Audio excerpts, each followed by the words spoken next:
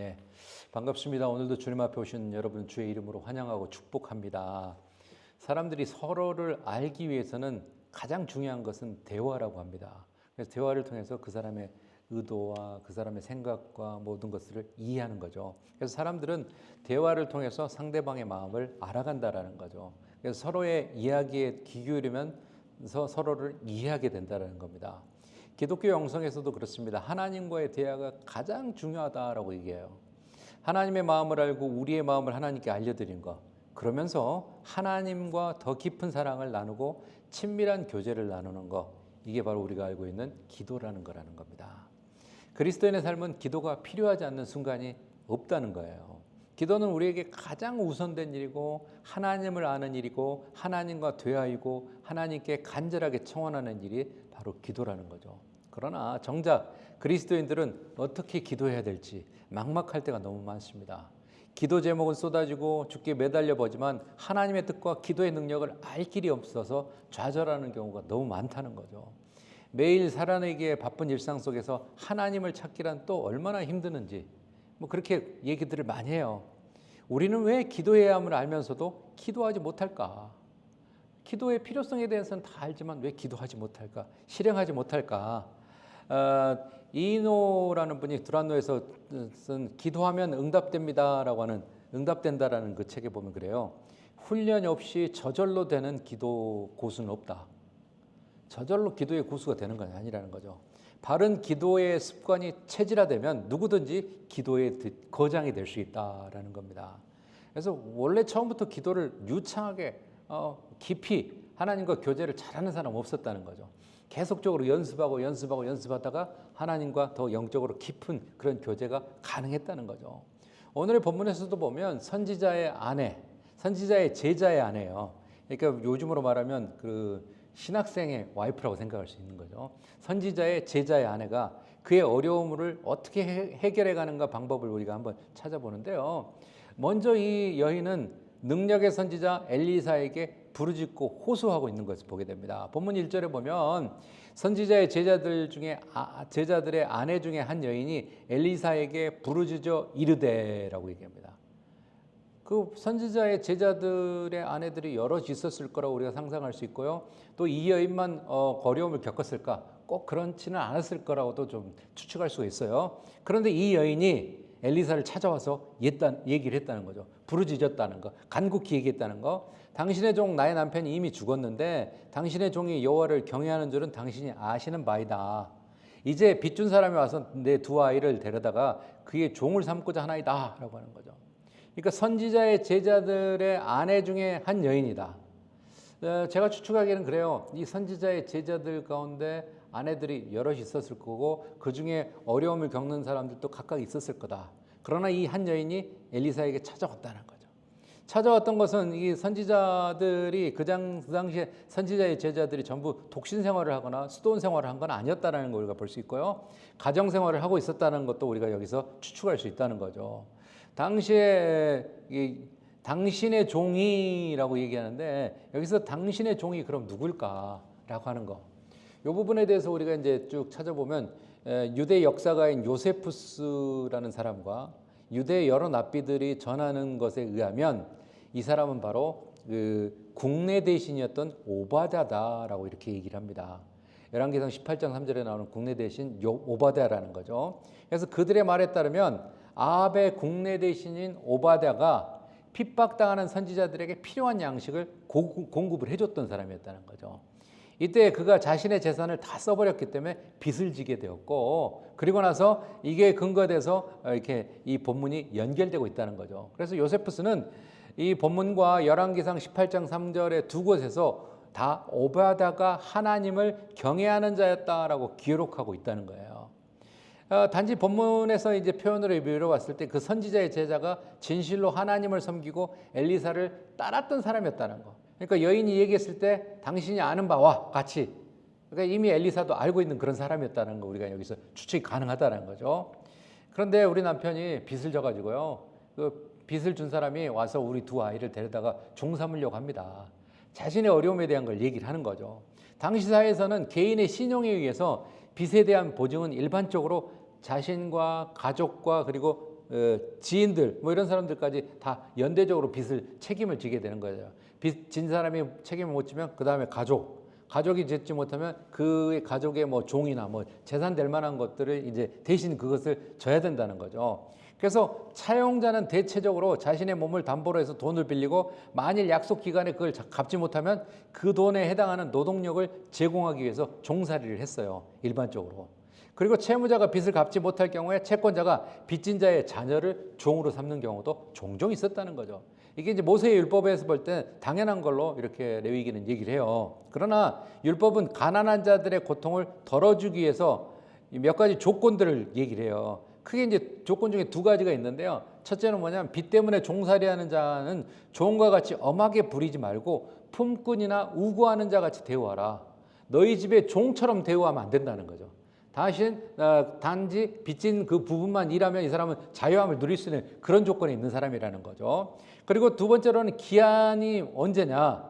희년이라는 거. 매 50년마다 이렇게 희년이라는 게 와가지고 그 토지도 내가 판매하면 그 사람이 토지의 전체적인 소유권을 갖는 게 아니라 희년까지 남은 기간의 사용 기간을 사는 거거든요.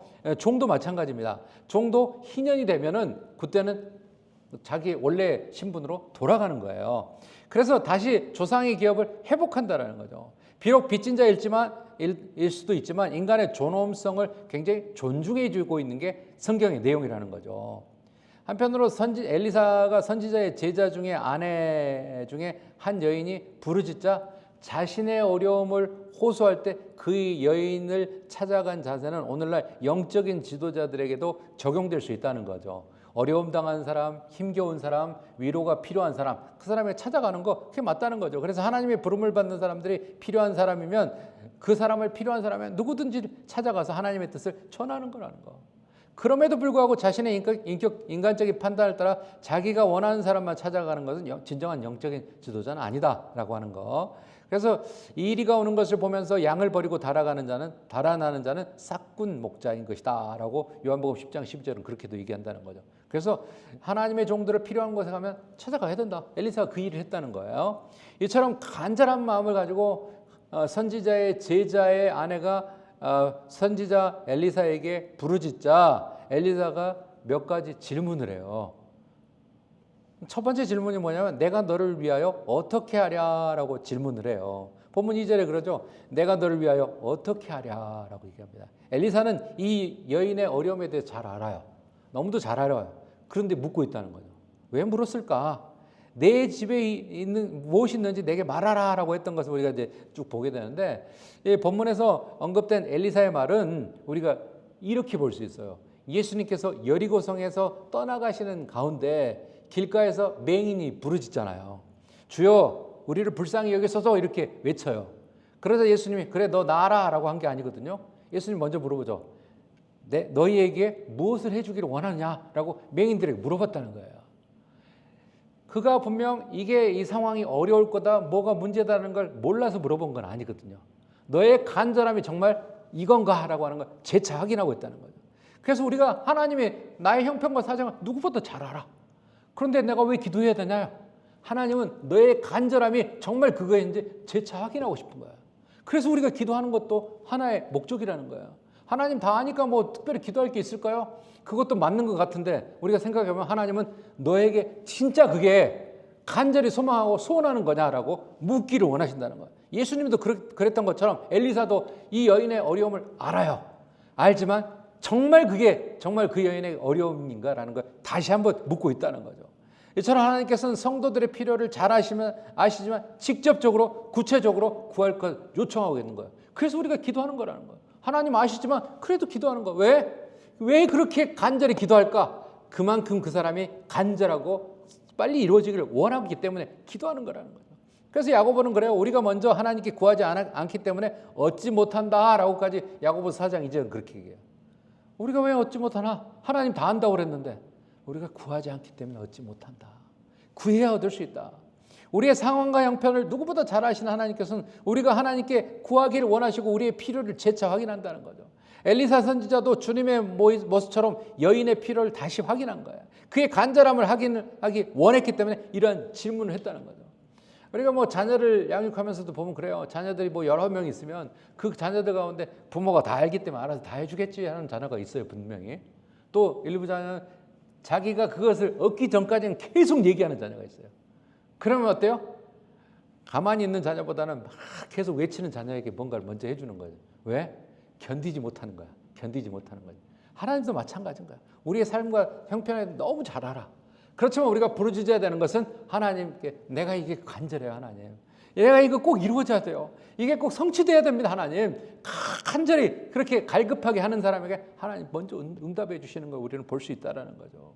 우리에게 항상 묻고 계시는 주님의 물음에 우리의 간절함으로 응답하시기를 바랍니다. 두 번째로 엘리사가 뭐라고 합니까? 내 집에 무엇이 있는지 내게 말하라 라고 질문합니다. 본문 2절 하반절에 그러죠. 내 집에 무엇이 있는지 내게 말하라. 이 말은 지금 갖고 있는 당신의 소유가 무엇인가 라고 하는 물음과 동시에 당신이 무엇을 팔아서 빚을 갚을 것이냐라고 하는 질문이 포함되어 있는 거라는 거죠. 왜냐하면 엘리사는 지금 과부의 필요, 즉 생계 유지의 문제와 빚의 청산의 문제를 알고 있었어요. 정확한 상황을 인식하고 재차 확인하고 있는 거거든요. 이어서 엘리사의 질문은 여인 자신의 상황에 대해서 정확하게 이렇게 여인이 대답하는 것을 보게 됩니다. 그가 이르되 계집종의 집에 기름 한 그릇 외에는 아무것도 없나이다 하니, 엘리사가 질문했더니 그 여인이 정확하게 상황에 대해서 얘기를 하는 거예요. 기름 한 그릇 외에는 아무것도 없습니다. 이게 히브리 원문에 보면 아수국이라고 하는 단어가 나오는데요. 이 기름은 기름 항아리가 아니라 이것은 기름을 의미하는 건데, 이것은 어떤 정도의 기름이냐? 기름 한 그릇이면 뭐 어느 정도 분량인지 우리가 모르잖아요. 근데 원문에 보면은 아숙이라는 단어를 통해서 보면 이 기름의 양이 한 번 정도 부을 수 있는 기름이라는 거예요. 그러니까 아주 작은 양이라는 거죠. 그리고 여기서 한 번 부을 정도의 기름이라는 것은 어느 정도 되느냐? 이 고대 근동 지역에서 보면 목욕할 때 바르는 기름은 적은 양의 기름을 가리킨다는 거죠. 그러니까 아주 작은 양의 그런 상징적인 그런 기름 정도밖에 없었다라는 거죠. 이처럼 이 여인의 상황이 매우 열악하고 빈곤한 상황이었다는 거죠. 현재가 어렵고 힘든 상황에 대한 걸 알게 된 엘리사 선지자는 이제 해결책에 대한 걸 제시를 해요. 그 해결책이 뭐냐? 첫째가 나가서 모든 이웃에게 빈 그릇을 빌리는데 그냥 조금 빌리는 게 아니라 많이 빌리라는 거예요. 많이라는 숫자에서 엘리사가 얘기하는 거죠. 야, 너는 한 50개만 빌려, 100개만 빌려. 그게 아니거든요. 네가 빌릴 수 있는 만큼 다 빌리라는 거예요. 그러니까 자기가 이것을 빌릴 수 있을 만큼 아들과 동시에 뭐 두 아들과 함께 가서 힘껏 빌리라는 거거든요. 빈 그릇을 빌리되 조금 빌리지 말고라고 하는 거. 비록 이 여인의 집에 남은 게 기름 한 번 정도 부을 정도의 양밖에 안 되지만 엘리사는 그 여인에게 하나님의 무한하신 능력, 그것을 보여주기 위해서 빈 그릇을 네가 구할 수 있을 만큼 구해라. 최선을 다해 구해보라 라고 얘기했다는 거죠. 즉 그녀가 믿음이 크면 클수록 빈 그릇을 많이 빌릴 것이고, 믿음이 적으면 적을수록 그릇을 조금만 빌렸을 거라고 우리가 추측이 가능하잖아요. 그러니까 우리는 제가 항상 얘기하는 게 그거예요. 하나님께 우리가 기도하는 거잖아요. 하나님 이게 이루어지기를 원합니다. 부탁하는 건 한 번이야. 한 번 부탁할 때 어때요? 세게 하라는 거야. 많이 하라는 거야. 과하게 하라는 거야. 왜? 어차피 부탁하는 건 똑같으니까. 뭐 조금 부탁하나 많이 부탁하나 부탁은 똑같은 거니까. 하나님, 그러니까 우리 성경은 그러죠. 내 입을 크게 벌려라. 힘껏 벌리고, 하나님 그냥 뭐 어차피 응답이 안 되면 똑같은 거니까 응답되면 좋은 거잖아요. 힘껏 크게 깊게 하나님께 구하라는 거예요. 하나님 그거 주세요. 야, 너무 과한 거 아닐까? 우리가 판단하지 말자. 그걸 응답 주시고 안 주시는 건 하나님의 손에 달려있는 거예요. 그러니까 힘껏, 너 믿음껏, 마음껏 빌릴 수 있을 만큼 빌려라 라고 얘기한 거예요. 그래서 우리도 마찬가지가 하나님께 구할 때 하나님 한 요 정도만 되면 되지 않을까? 그건 내 생각이야. 내 기준이라는 거야. 이 정도 하면 되지 않을까? 그것도 내 기준이야. 하나님 리미트를 주지 말고 그냥 주세요 라고 기도하자는 거야. 그럼 하나님 어때요? 그 하나님의 기준을 정해서 주실 거 아니라는 거. 그래서 우리는 그렇게 하자는 거죠. 우리는 굳건한 믿음을 가지고 하나님께 준비된 그릇, 많은 빈 그릇을 준비해야 하나님이 부어주시는 복을 우리가 받게 된 걸 믿으시기 바랍니다. 여러분 생각해 보세요. 여러분들의 그릇이 정말 물컵 조그마한 컵이야. 아무리 많은 양의 기름을 붓더라도 거기를 넘지를 못해. 그러나 대접을 갖고 있으면 물컵보다 훨씬 많겠죠. 여러분이 뭐 목욕하는 그 욕실 그 통 정도, 욕조 정도 되면 그만큼 걷겠죠. 그러나 아니면 뭐 이제 수영장 정도 큰 걸 갖고 있다. 그럼 거기 채워야 될 거 아니야, 일단은. 그러니까 우리가 큰 마음을 갖고 깊이 하나님 앞에 생각하며 하나님 앞에 그걸 믿음으로 준비하면서 나아가자. 하나님은 우리에게 마음껏 주시려고 하는데 나의 그릇은 밥그릇 정도밖에 안 돼. 그럼 그것밖에 받을 수 없다는 거야. 그래서 우리는 이 엘리사가 얘기하는 것에 우리가 좀 귀 기울여 보면 네가 빌릴 수 있을 만큼 많이 빌려라. 제한을 두지 않고 있잖아요. 빌릴 수 있을 만큼 많이 빌리라는 거예요. 그래서 우리가 그거 필요하다라는 거예요. 내가 내 마음에 빈 그릇을 두지 않아서, 빈 곳을 두지 않아서 하나님의 은혜가 차지 않을 수 있고요. 내 마음에 빈 곳이 없어서 하나님이 주시기 원하는 복을 우리가 마음껏 받지 못할 수도 있다는 걸 우리는 기억하자라는 거죠. 중국 고대 현자라고 하는 노자라고 하는 사람이 있습니다. 그는 이런 얘기했어요. 우리에게 뜻밖의 위로를 건네주는데요. 노자가 이런 얘기를 했다는 거죠. 진흙을 이겨서 그릇을 만들지만 정작 그릇의 쓰임은 비어있는 그 공간에서 나온다. 그 공간에, 비어있는 공간에서 나온다.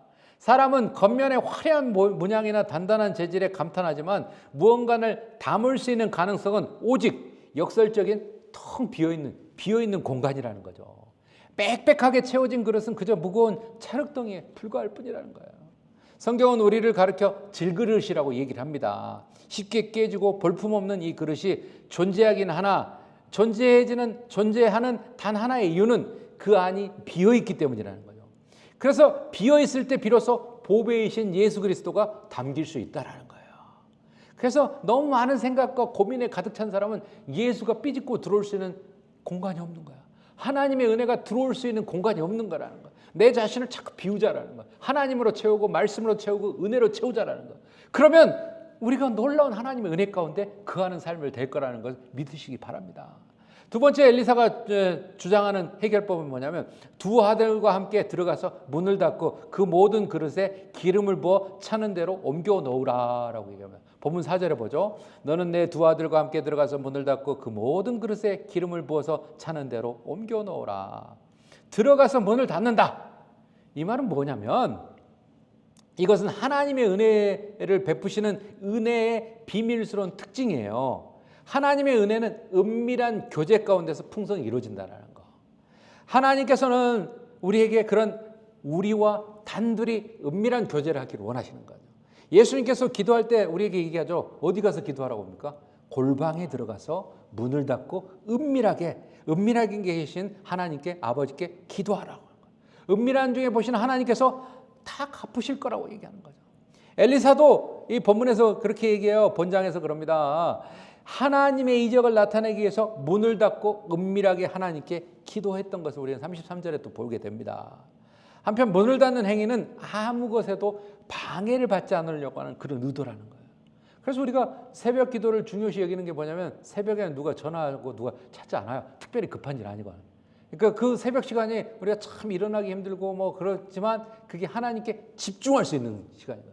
은밀한 교제를 할 수 있는 시간이에요.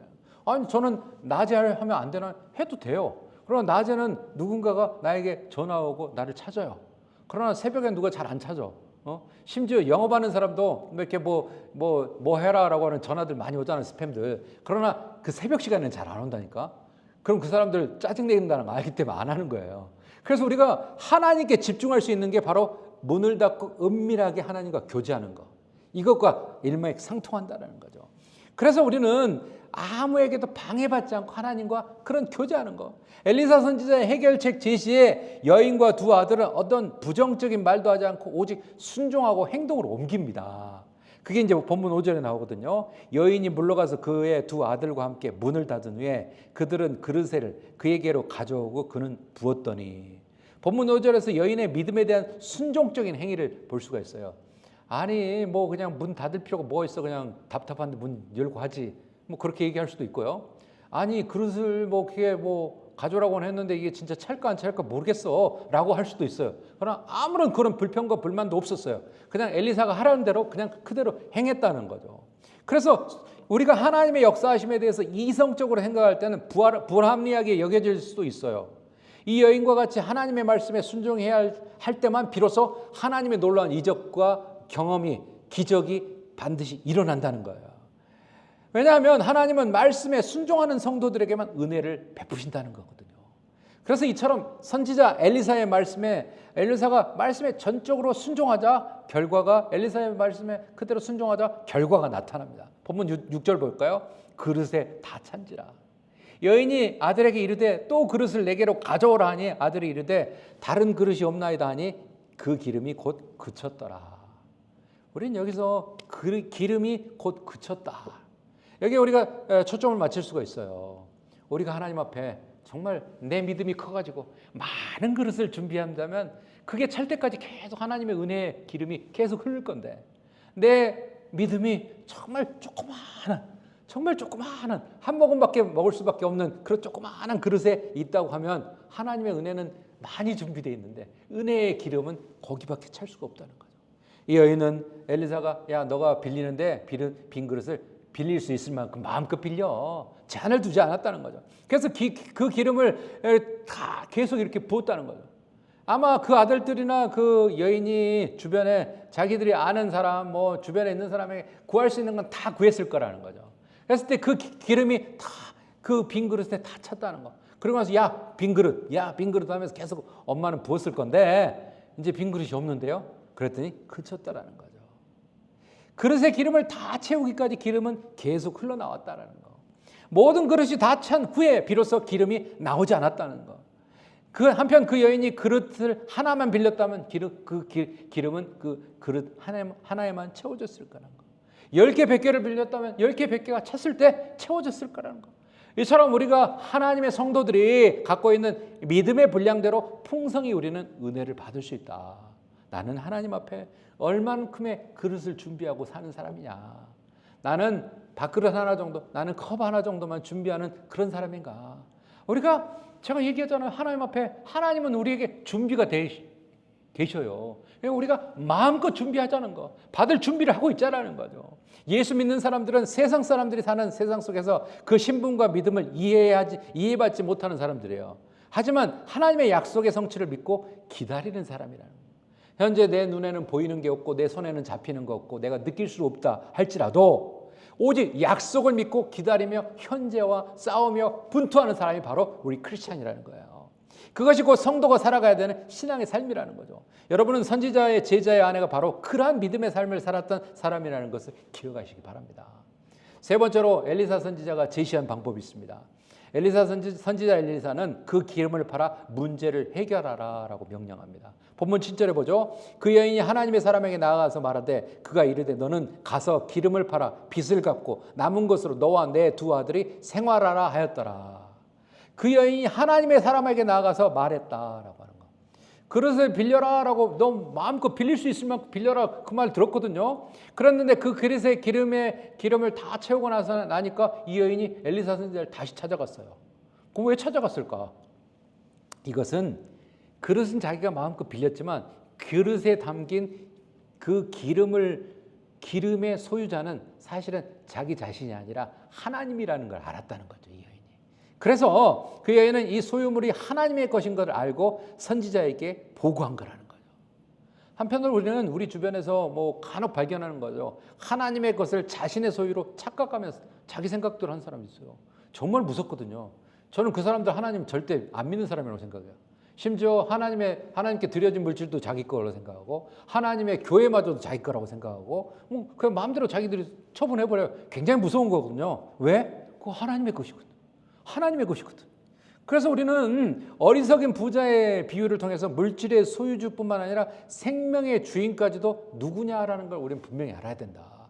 물질과 생명의 주인 되시는 분은 하나님이다. 살아계신 하나님이다. 그래서 엘리사 선지자에게 이 여인이 보고한 거예요. 기름이 가득 찼습니다. 그랬더니 엘리사 선지자가 뭐냐면 기름을 팔아라.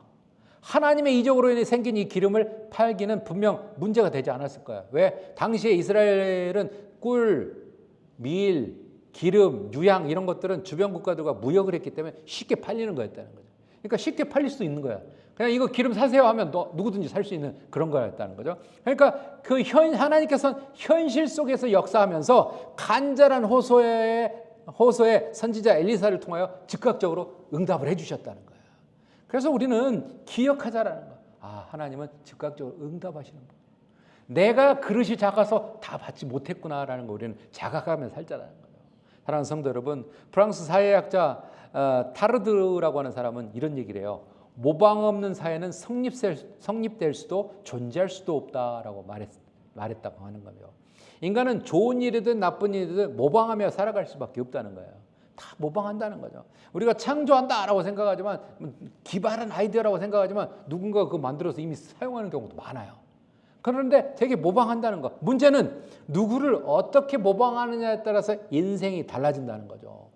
호돈의 단편소설 큰바위 얼굴의 주인공으로 나오는 어네스트라는 사람이 나오는데, 그는 어릴 때부터 큰바위 얼굴을 사모하다가 결국 성장하면서 큰바위 얼굴과 꼭 닮은 사람이 된 것처럼, 사람은 누군가를 모방하다가 보면 자신도 모르게 모방하는 삶을 닮아가게 된다는 거죠. 그래서 우리가 뭐 요즘에 많이 사용하는 게 그러죠. 아, 저 사람 나의 롤모델이다, 나의 멘토다, 뭐 이렇게 뭐 그런 거잖아. 닮고 싶은 그 존재. 그게 바로 이제 우리가 모방하는 거거든요. 기독교 윤리 작가인 켈빈 바이스너라고 하는 사람은 젊었을 때 자기가 정말 모셨고 따랐던 신학교의 교수님의 공부 습관, 강의 태도, 그리고 글 쓰는 형식까지 모방을 했대요.